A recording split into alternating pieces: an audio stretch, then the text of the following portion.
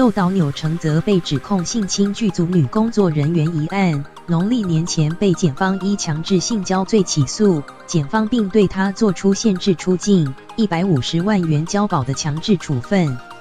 由于限制出境期限将届，台北地院经召开调查庭审理处分是否解禁或继续。钮承泽因讯完不出法院，他强调自己绝不逃避，会负起该负的责任，但也希望能取消禁管。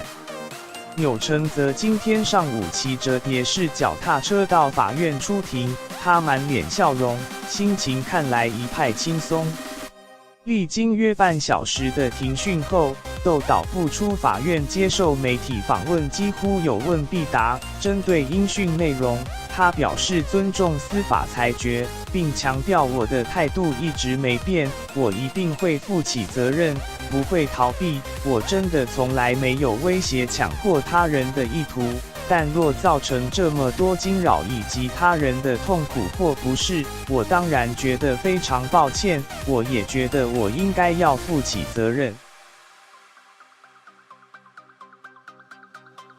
至于近期是否回归续拍电影《跑马》，豆岛表示最近他的日常都跟电影没有关系，稍后检方也将是否继续实施禁管做出裁决。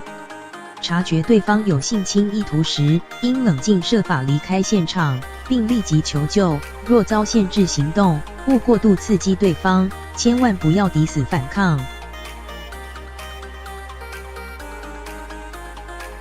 相信直觉，拒绝不舒服或不喜欢的肢体接触。